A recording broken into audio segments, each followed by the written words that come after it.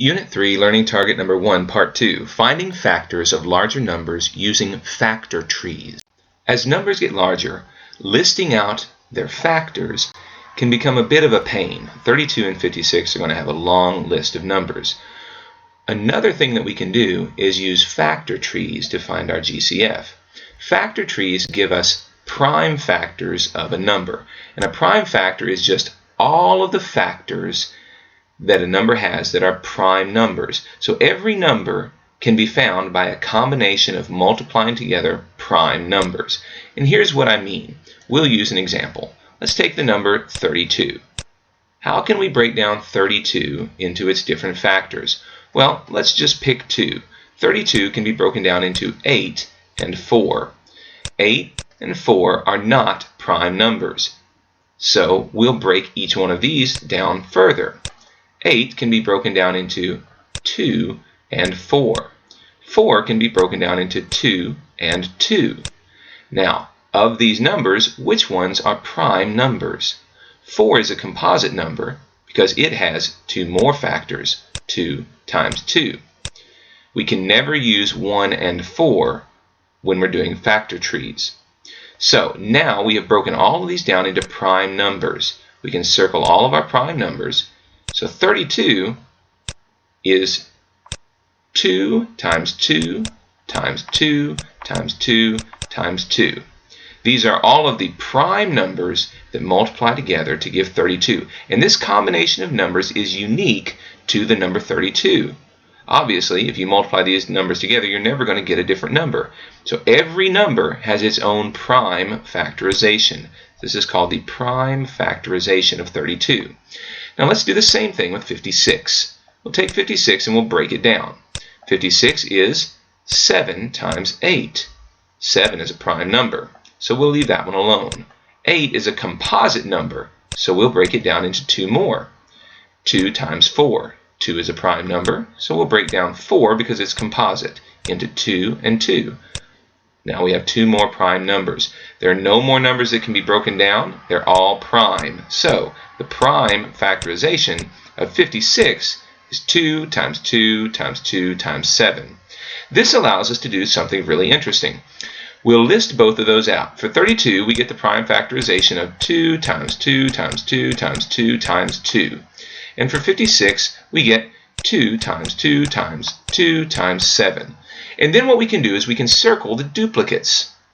Circle the ones that are common to both numbers, the prime factors that are common to both 32 and 56. Now, if we take these, and you can only take one group of them. If we circle the numbers that we have that are common, and then we put a box around either 32 or 56, and we multiply the numbers that are circled, we get 2 times 2 times 2. We could have done the same thing with 56 and gotten the same numbers. If you multiply these together, 2 times 2 is 4, times 2 is 8. That gives you the greatest common factor of 32 and 56. The greatest common factor, or the GCF of 32 and 56, is 8.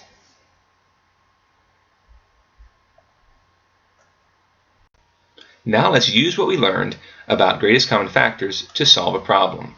Melissa has the following numbers of cookies. She has 36 chocolate chip, 24 sprinkles, and 16, whatever those are.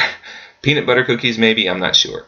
If she wants to serve the cookies so that every plate has the same number of cookies, she wants every plate to have the same number of cookies and to have none left over, how many cookies can she put on each plate? This is a problem that can be solved using greatest common factor because we want to find the greatest number that can be used to combine all these together without having any leftovers. So let's take a look. Now we could list out all of the individual factors for 24, 36, and 16, but that would take time. So what we're going to do is use factor trees instead. So we'll take 36 and we'll break it down. 36 is 9 times 4. Both of those are composites, so we'll break those down.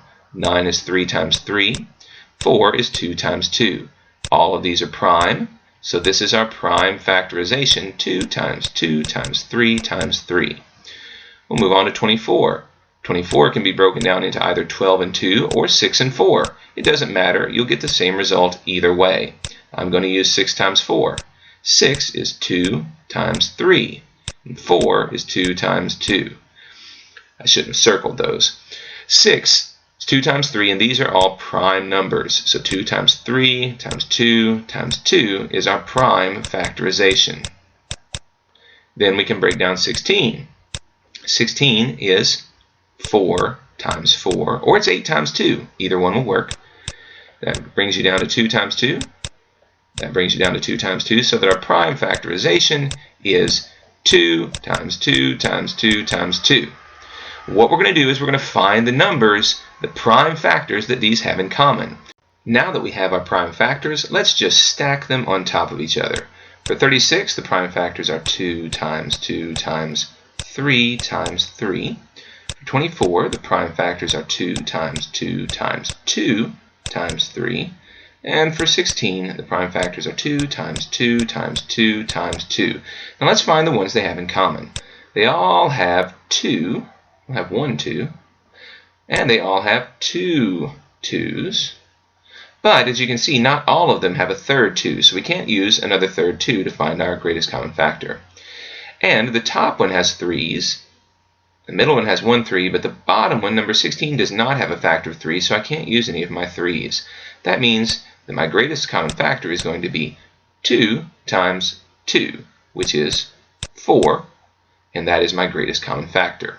So what does it mean that 4 is our greatest common factor? How does that help us? Well, what that means is that each one of these can be broken down into a group of 4, and that will use up all of the cookies, and we can put the same number of cookies on all plates. So if we want to know how many cookies go on each plate, we simply divide the cookie number by 4. So in this case, 16 divided by 4 is 4. I'll put that in black. 4. And 24 divided by 4 is 6. And 36 divided by 4 is 9. So on each plate, we will have 4 peanut butter cookies, 6 sprinkle cookies, 9 chocolate chip cookies. On each one, we'll have the same number. And then we'll check and make sure that we get the right answer. So we have 4 groups of 4 peanut butter cookies, and that gives us 16. We have 4 groups of 6 sprinkle cookies, and 4 times 6 is 24. And we have 4 groups of 9 chocolate chip cookies, and that gives us 36. We have now divided up all the cookies so that the same number of cookies is on each plate, and there are none left over.